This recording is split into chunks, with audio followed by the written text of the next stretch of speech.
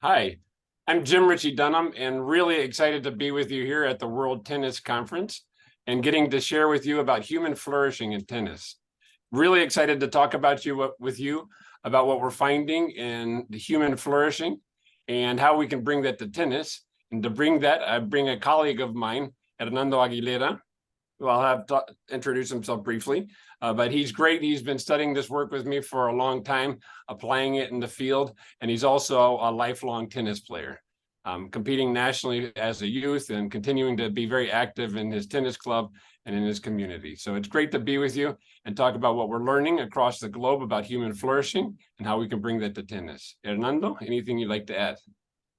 Thank you, Jim. Well, it's a pleasure to be here and combine two of my biggest passions, human flourishing and tennis. So I'm going to give you a little context in tennis, applying this concept of human flourishing. So it's a pleasure to be here and to be with you, Jim, here in this conversation.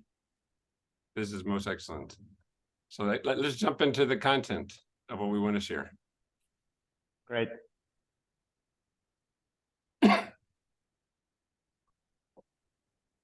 So we're going to start with, to bring human flourishing in tennis, to those of you listening to this, because you're all professionals working at the highest levels. So what does that mean? So we'll start with, what is human flourishing? So I lead a thing called the Institute for Strategic Clarity, a nonprofit research institute in the United States.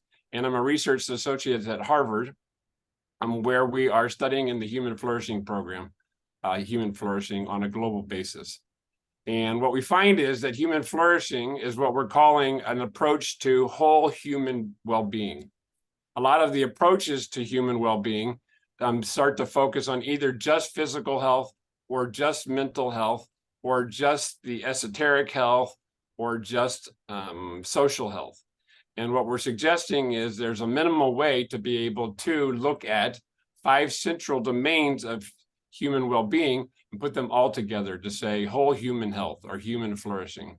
And so it has to do with, are you happy right now? And what is your life satisfaction over the long haul? What is your mental and physical health? Do you find meaning and purpose in life? How do you deal with your character and the virtues that you develop? And how are your close social relations? So these are the 5 key areas that we've determined across the research and have developed ways of measuring so that we can know that how a whole human health is doing at any level of the game.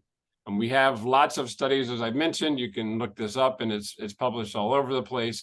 And we also now have a global flourishing study where we'll be interviewing through Gallup 240,000 people in 22 countries every year for 5 years to look at what are these determinants of whole human well-being or human flourishing. So what we know now, that we want to start seeing if we can connect to tennis, but we know now with human flourishing, it is possible to measure this. It is possible to measure whole human health with these 5 agreed upon domains. We can and should intentionally influence the context that empowers it. So we know that context, the context that people are in, the environment that they're in, their ecosystem, influences these different factors: their happiness, their life satisfaction, mental, physical health, meaning and purpose, character, virtue, and close social relationships, that list I just read to you. So we know that this context that they're in empowers this. So we need to name it to be clear on what it is, and so that we can see it and how that we can start to bring it into our day-to-day work. Hernando, how would you say that at this very high level, the connection that you saw with human flourishing, as we're describing it in the Harvard program, with tennis and in that world? Well, I'm sure that you guys as professional coaches, we are gonna bring you nothing new. But what is interesting for me is that there's a lot of language, a lot of naming that we're gonna talk about that makes you conscious about what you're doing, and you can see what others are doing with the kids in the court, and start to see something that it is normally or commonly is not in our language. So the naming in this concept and apply this naming in the day-to-day work is very interesting, but because you can see people that are not doing very well, that are doing in a very transactional way the things, and it is affecting the way of human being is flourishing. So I think that the contribution here in this conversation is to put the attention in some key elements that what I love the expression that you use, Jim, this unconscious competency that a lot of people do great, but others cannot replicate what they are doing. So I think that this is going to be very useful for you to see how your professors in court are doing and how to talk about your mastery and others can see it. That's excellent, Hernando, because in the abstract or in the general, what we find as you're just giving the example in tennis, there can be things that we know and are pretty obvious to us. The question is, do we apply them throughout our lives, or do we get into certain aspects of our life and we forget? So how do we be consistent across all aspects of the tennis experience in what we know to be true or important in human flourishing? And that's great, and that's what we'll be diving into. One of the ways to start with this, and Hernando started to already mention, is with talking about transactional, is what we found across our research, described in our book, Ecosonomics, is that across the globe, there seems to be two very different paradigms, and it actually is a continuum between abundance and scarcity. When we reduce a human being to one specific role, we underappreciate their potential. And what we're starting to see is that people start with an assumption of scarcity, or they start with an assumption of abundance. And what does that look like very briefly? When you start with an assumption of scarcity, there's nothing there. The person's not there. I don't see myself. I don't see you. You don't see me. Anybody could replace me. I'm not necessary. I'm just a piece of the machine. We're only looking at the outcomes that are approached. And we only do things by the book, things that are wisdom that's been received by the past. And so there's a framework that talks about these 5 different relationships of self, other, group, the creative process, and the source of that creativity. But what we found is when that's low, in the way I just described it, there are all kinds of implications. What we just talked about, the context. So in a context like that, people are highly disengaged. There is very low creativity. Almost all of the creativity goes towards entropy or is lost. And the question is that always true? And as Hernando highlighted, there are also people who are unconsciously competent that we've now found, and in this graphic we call the outliers. Through our survey, our global survey with over 130,000 groups described in 126 countries, we found that there are outliers who are doing this very well. So I feel very seen and approached, and I'm stepping into the bigger potential of who I am as I'm learning and proving myself every day through my outcomes and learning and potential. You see me and support me, and I see you and support you in taking on these vulnerabilities. We each need each other, and we form a group to say that we can do this together, and we need each other's unique contributions. We see creativity as a process that we're going to go try something, see what we learned, get some feedback, and then go adjust immediately. And we'll see some examples of that in this presentation. And we know that creativity is everywhere, and we're always looking to support it. And that's more of this paradigm of abundance that we found in these thousands of outliers that we've identified all over the world. So what we want to start being able to see is that there's this continuum, and where do you start? Do you start with an assumption of scarcity and there's not enough? Or do you start with an assumption of abundance and there's a human being with infinite potential in front of you? And how can you set your system up to take advantage and work with that versus shut it down? Hernando, what would you like to add?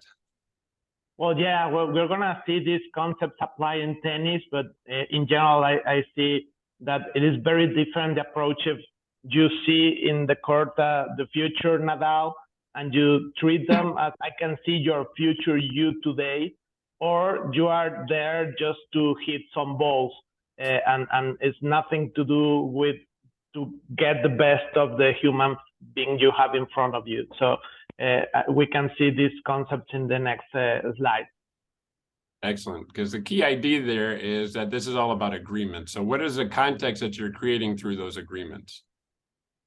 So we're going to see some key concepts around the presentation, the naming that for me is key, how to you can name the reality, the purpose, the importance of purpose, and we're going to see these concepts very quickly. I'm very interested in how can you measure this in tennis, as we said before. So let's start with naming, Jim. Perfect. So the question is, as we stated a few minutes ago, our question and invitation to you is, what do you see? What is your concept of what a human being is when you sit back and reflect on that? And what is your concept of a human being in practice? And the invitation is to align those two.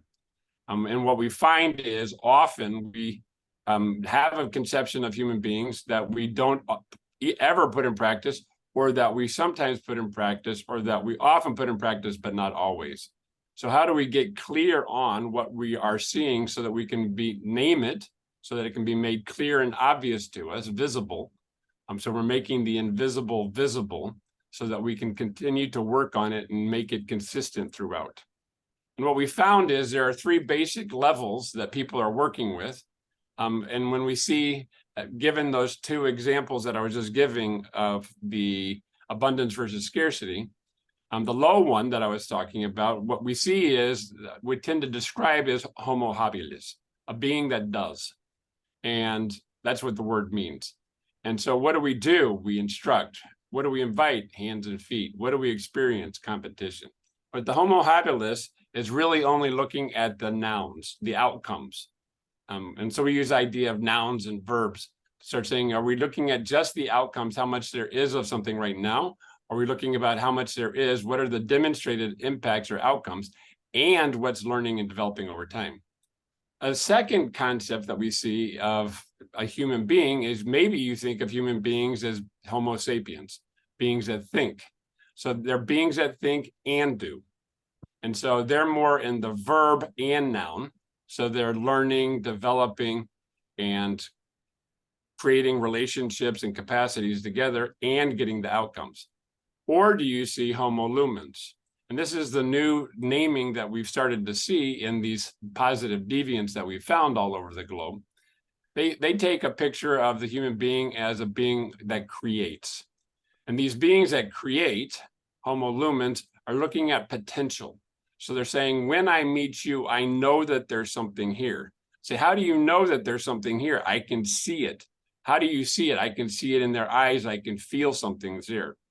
And what we're going to do is step into that together. We're going to find the pathway to that potential together.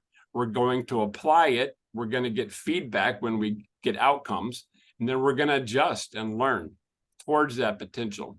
So you can see right there, just simply, that homo lumens picture of what a being is that creates, that a being that creates and thinks and does, is very different than a picture of homo sapiens, a being that thinks and does, but doesn't have this potential, or homo habilis, a being that does. And so we're only looking at the outcomes.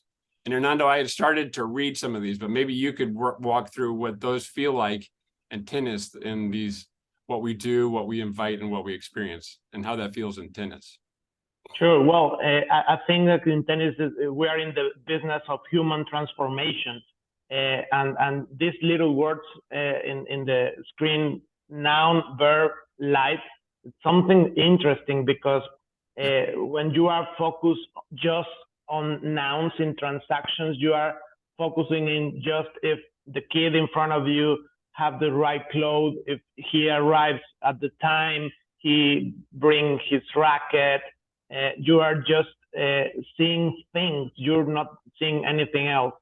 And the relation could be very cold and very transactional. But in verb, you are looking at the motion. You are looking at the interaction. You can see how the kids interact with each other. If you have a community, if the people is inspired, if you are treating in a good way the other co-workers in the court. So the relation is in other dimensions.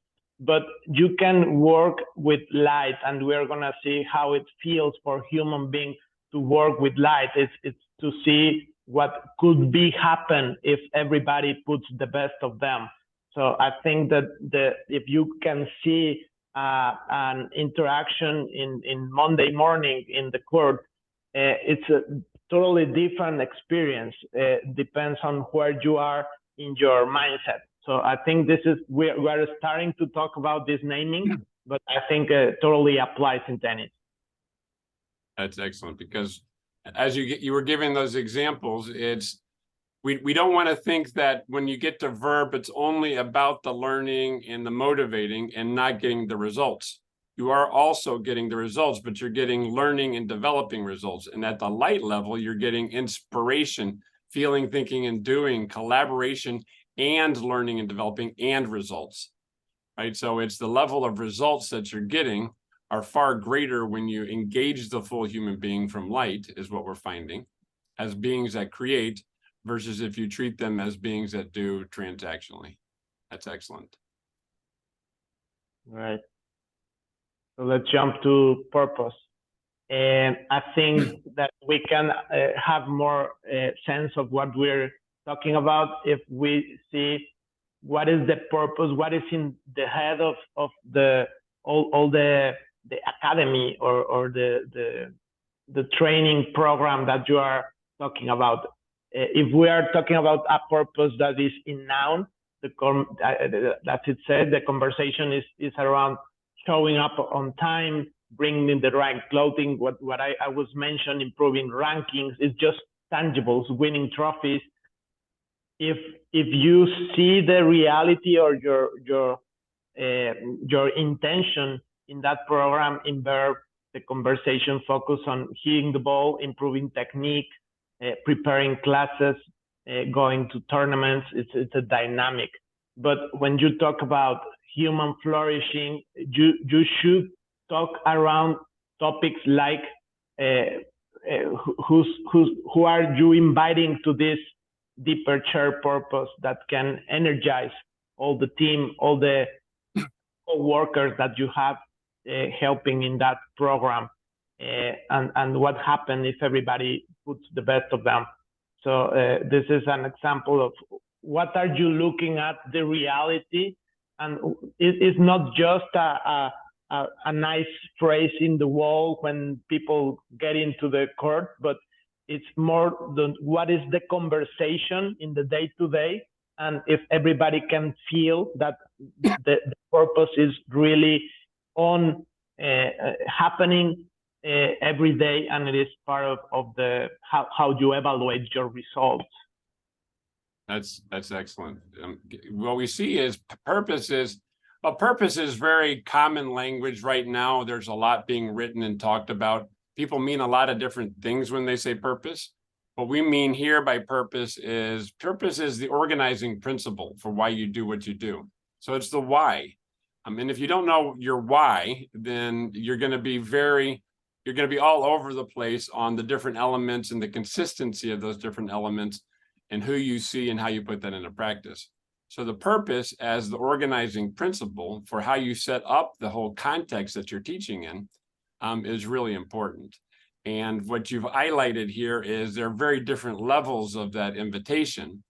And what we see is, as we get into the deeper shared purpose, is it a purpose that's mandated from the club or the teacher, the trainer, to say, well, this is the purpose, and just go do it? Or is it this is what we're trying to achieve, this is what we're achieving, this is what we're inviting you into, and this is what we know you're excited?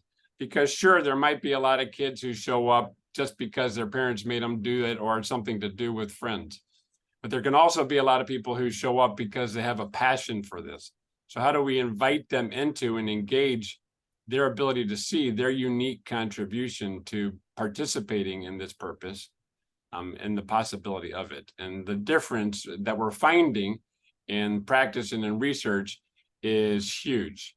When you're able to do the light level purpose, what you invite in and able to do brings far greater results. So that's great.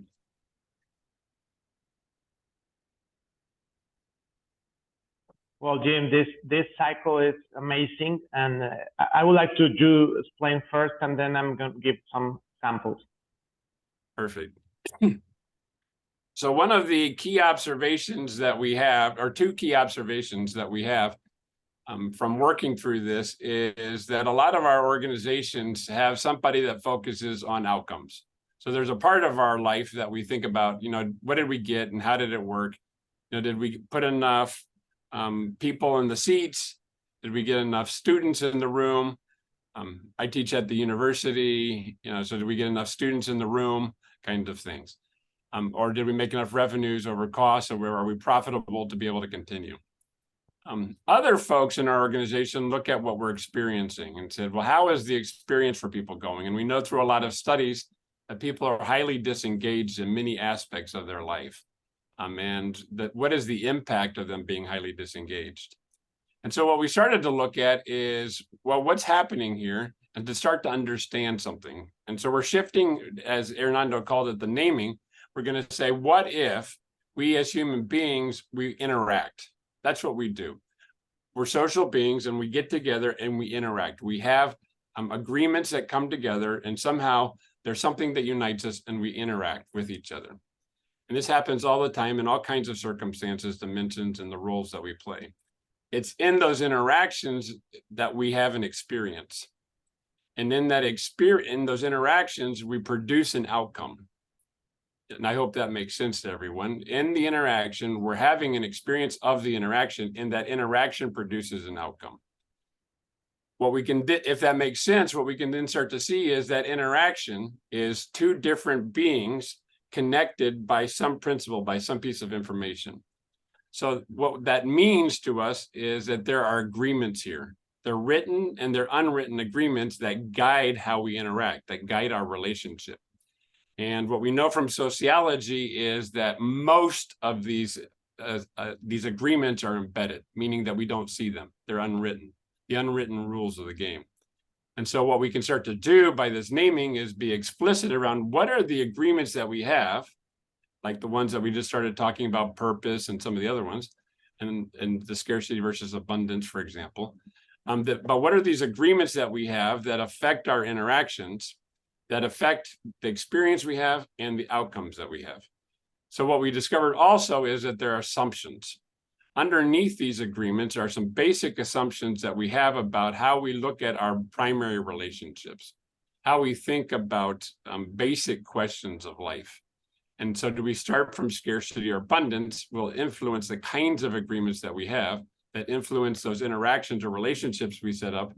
And when we change those, we know that we have a different experience, and we know that we produce different outcomes.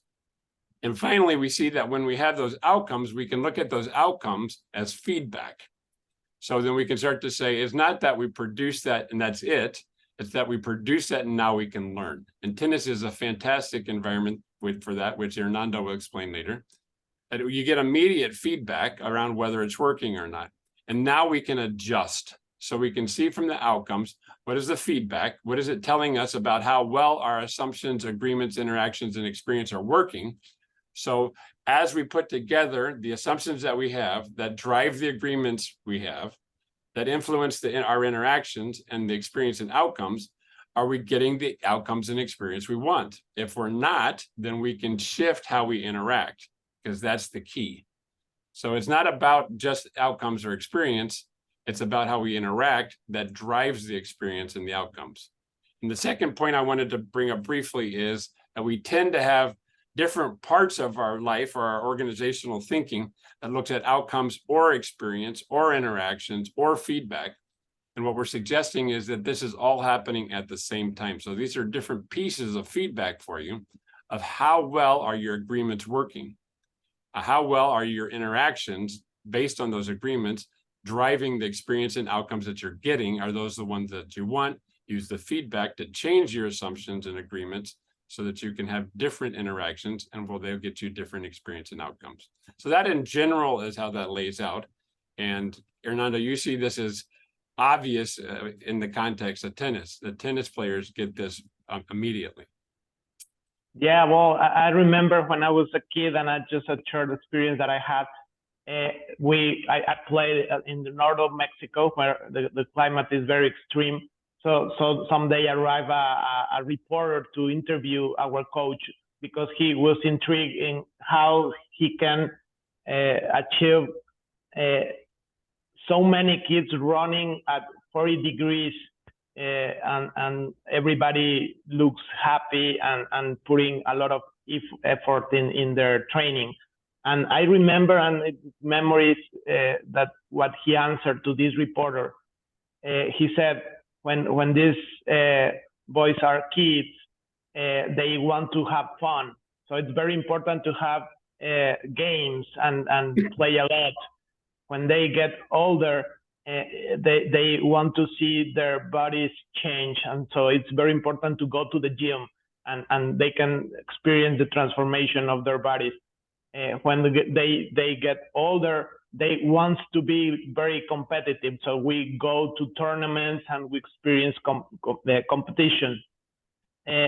So when I see this cycle, I can imagine that he was very conscious about what is the experience needed in every age. So I think that, as I mentioned when we start, for a lot of tennis coach, this is obvious, but not for everybody. So put these names and see what is the experience that the kid is having. It is the right experience to get the best of him or not, and what is the outcome that you need to have from him at this stage is very important. And to talk about what is happening to make adjustments. So if your assumptions are in this homo lumen, or you are just seeing homo habilis, or so I think this can give you a lot of sense of what is happening in the court and what is happening year to year, and see if this is going for the right way to have the best of them. Excellent.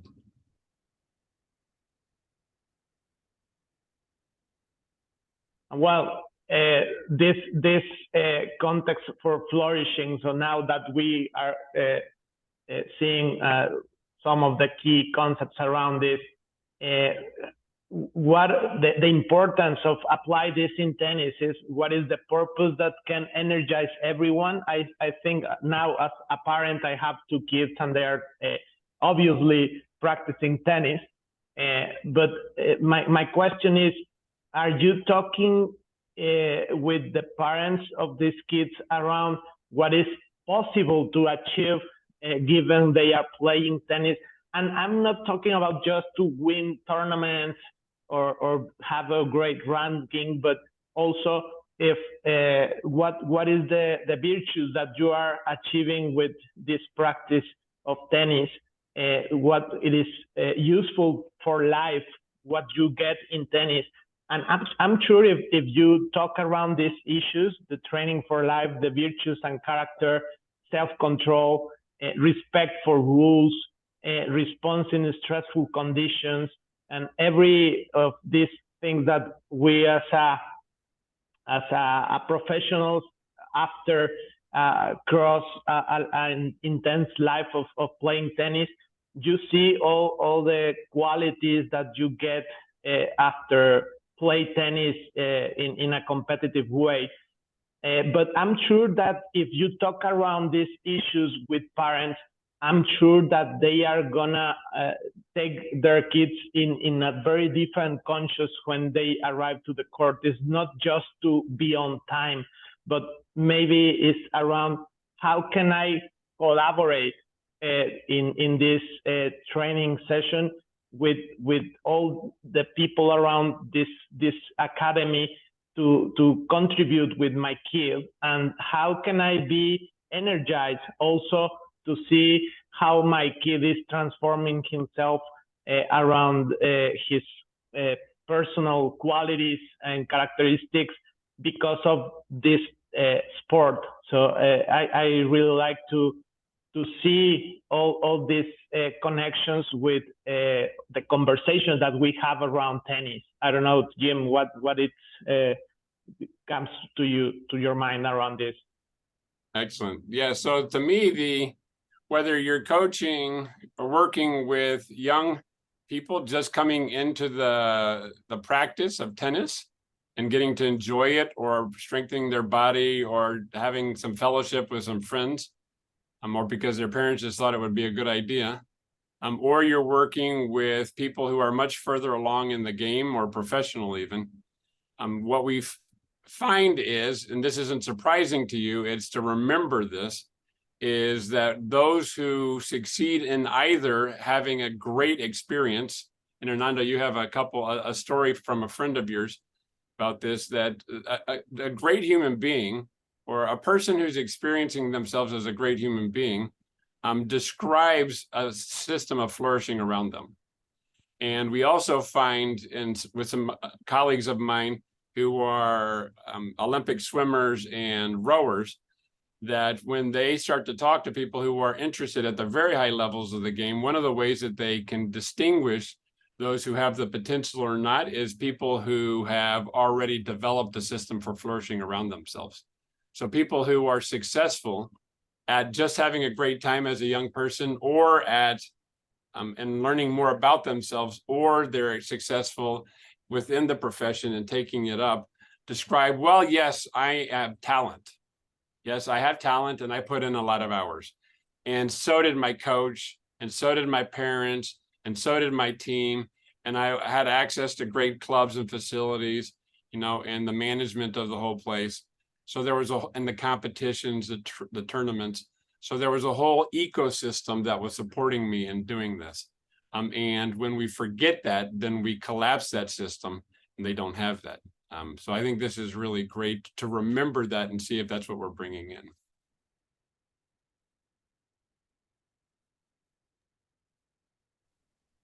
Yeah, well, let's talk about this level of agreement, Jim. If you can, we've been discussing around these issues, but well, we are arriving to this interesting part on how to measure it. So it's very interesting, this graph. Can you explain us a little bit?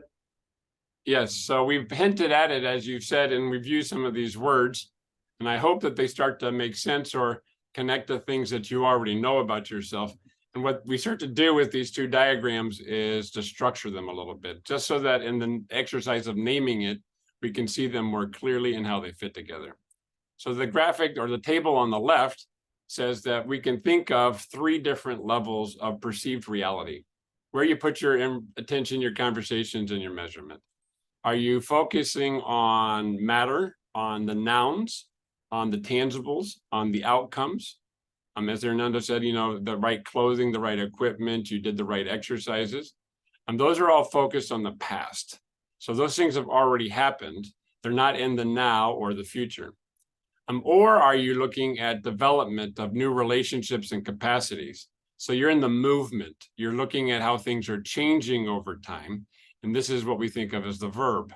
And in the verb, you're now in the present. You're paying attention to what's changing over time, and the tangibles of how that's resulting. So you're getting feedback on the movement and adjusting the movement.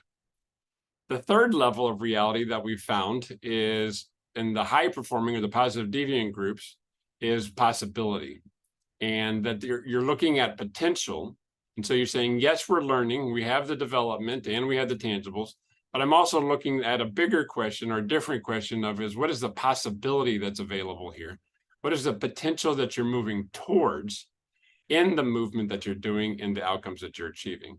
So the potential is looking towards the future and being very explicit about that. We know how to do that. Working towards the future by paying attention in the present, getting feedback from the past, and adjusting what we see in the future and present. And what we found is that these 3 levels correlate very strongly with those 5 relationships that we talked about at the beginning, about half hour ago. that it's the self. So in the on the right-hand graphic with the 3 circles, you see in the upper right, it's the self, and then the other group, nature and spirit, or the nature you can think of as a creative process, and spirit is the source of creativity. And as we move from the inner circle, where they're just focused on the tangibles and what is the outcome of that, versus in the middle, they're looking at the development and tangibles. So I'm learning something, I'm supporting you in learning, and we're learning, and we're learning against them, and we're developing things that we get outcomes from, and they're creative people who have insights. Or are we also looking at possibility and development tangibles, which is that outer circle where I'm standing in my full potential, learning and developing and stepping into my potential. You're supporting me in stepping into my potential, learning. We as a group are looking for our unique contributions of how we're going to step into that potential. In the creative process, we're looking at potential and learning over time. How are we going to test that out? Go get some feedback and adjust over time, because we know creativity is everywhere. And it's in what we've received from the past, it's in the individuals, and it's in everything. So let's take advantage of that most. And Hernando, you had a couple examples here to give about how that reflects in tennis. I'm dedicated to throwing the ball, or I'm dedicated to transforming people through tennis. Yeah, well, I'm impressed when I see some teacher in court that he doesn't even know the name of the kids. So for me, it's impressive because he is just looking the time that he is playing with him and throwing balls, but he is just focusing on be on time on court and accomplish the exercise that he has planned, but he's not seeing the human being. I'm impressed. So now, as after understand all these namings and concepts, I'm more critic in around what is happening in the court. So I'm sure that we can jump to this proposal of measurement.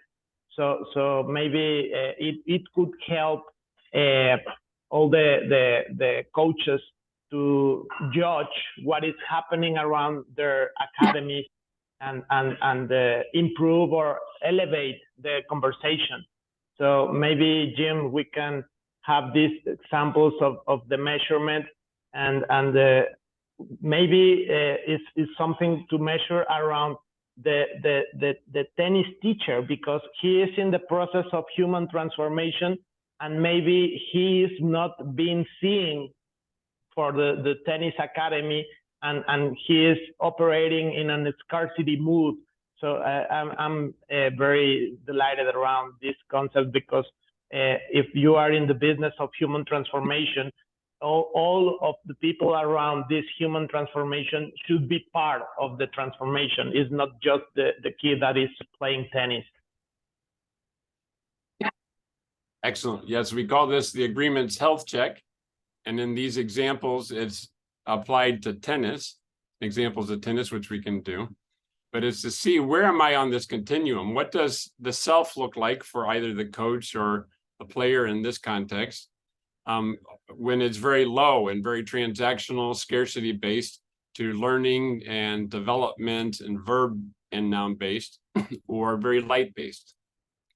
What does that look like for their player? What does that look like for the team? The creative process and the creative source.